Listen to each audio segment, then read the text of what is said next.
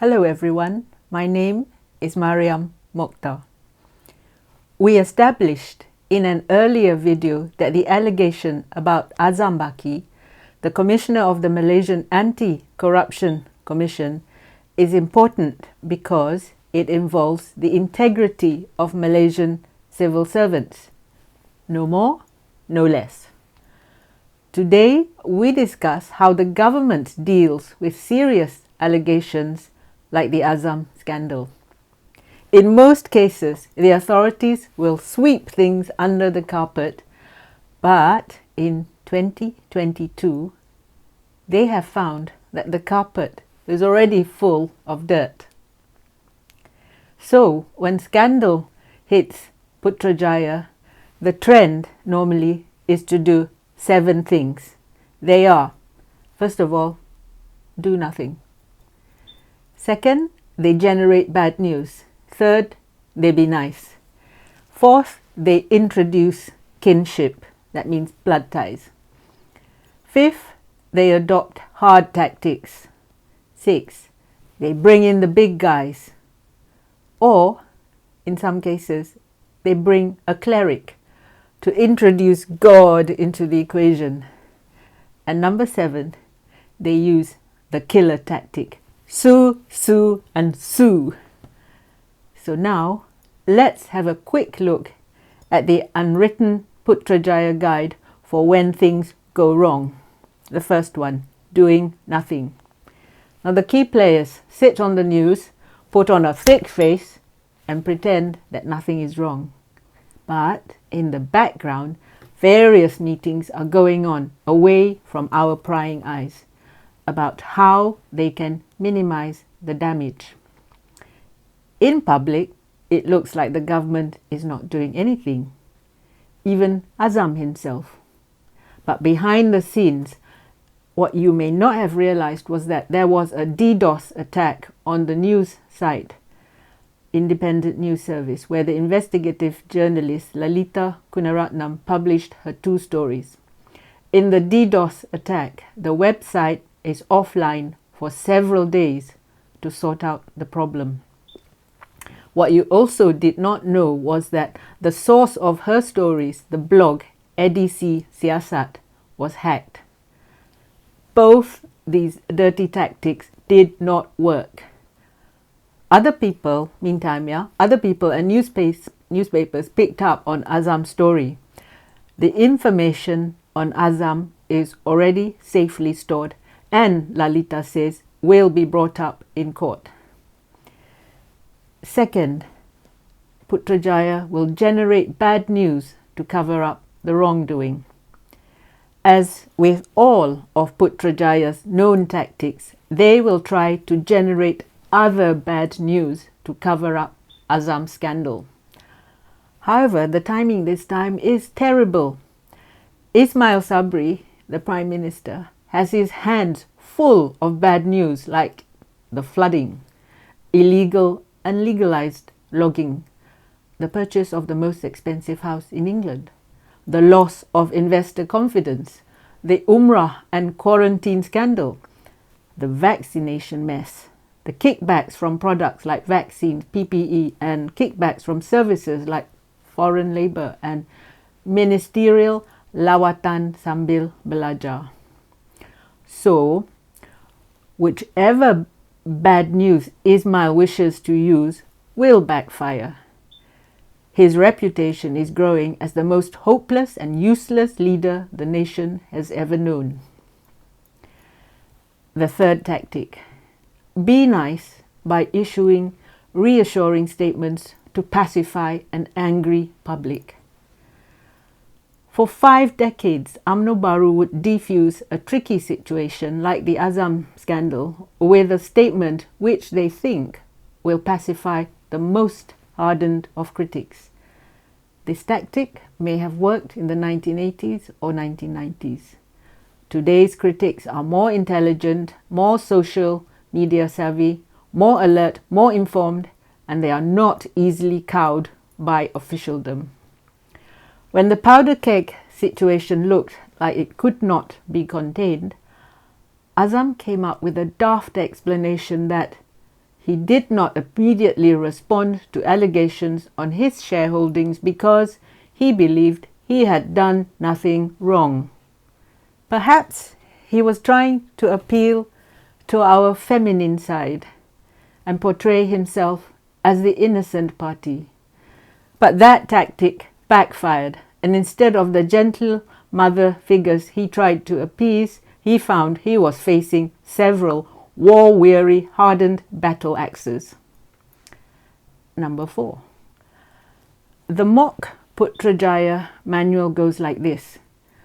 When being nice fails to convince the public, bring in the family connection, kinship, blood ties.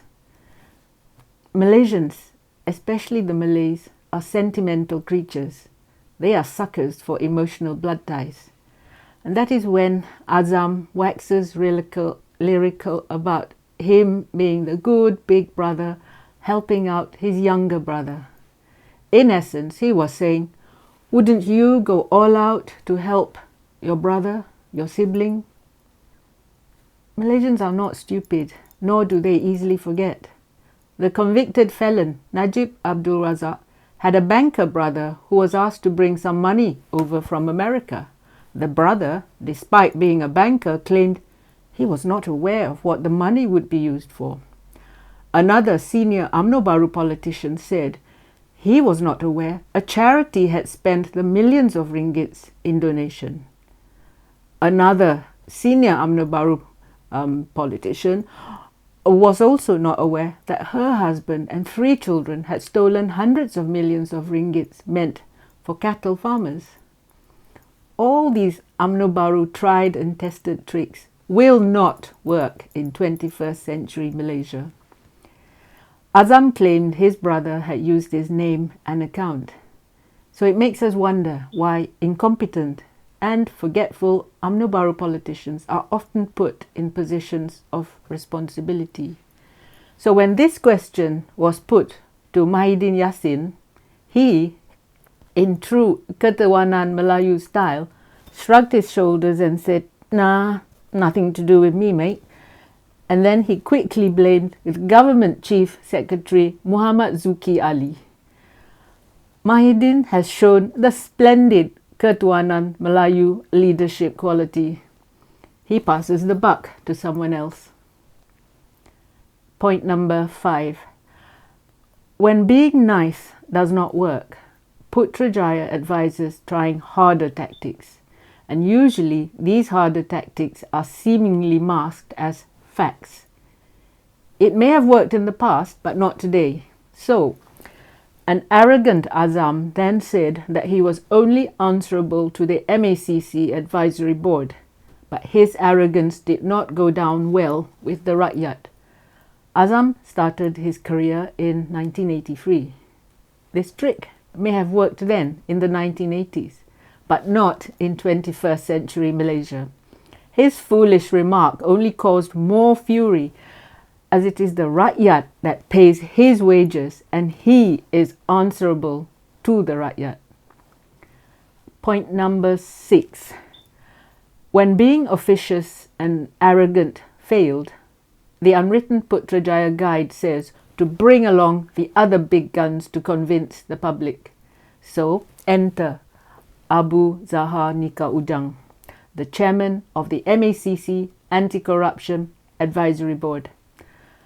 Abu Zahar acted as the pacifier, or the one who will reassure us in this very tense situation. His role is to tell the public that he had met Azam and they had serious discussions. The conclusion was that there was no criminal conduct nor conflict of interest when Azam acquired millions of shares in 2 companies. Again, this may have worked in the 1980s or 1990s. Instead of sounding smart and authoritative, Abu Zahar became the object of ridicule. People then turned on him and said that he was extremely unqualified to head the MACC advisory board. One social political observer said he should be sacked or himself be placed under investigation.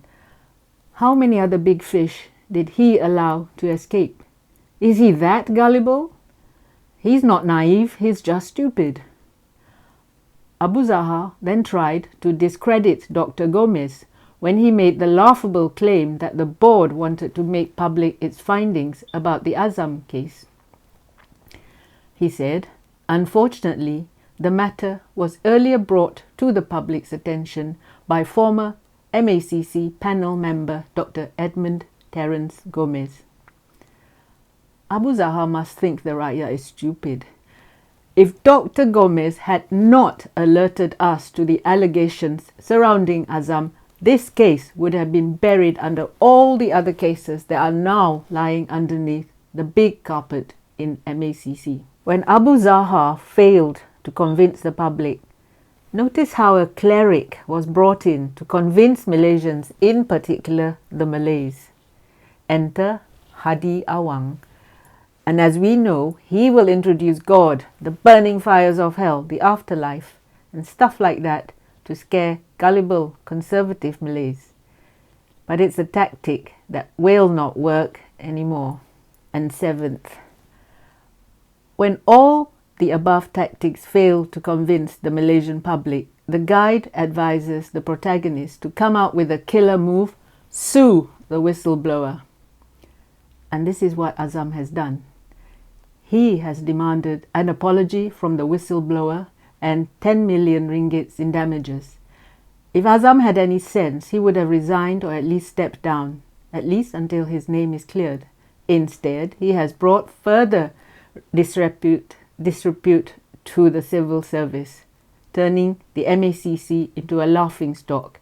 He's undermined the independence of the civil service, which, as we are aware, was compromised by Dr. Mahathir Mohamad.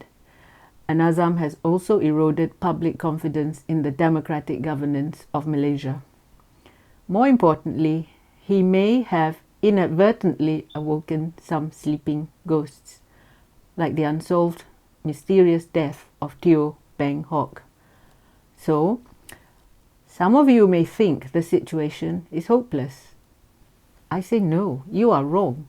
The situation is not hopeless. If Malaysia is to be saved from these rascals, we can only do so if we work together.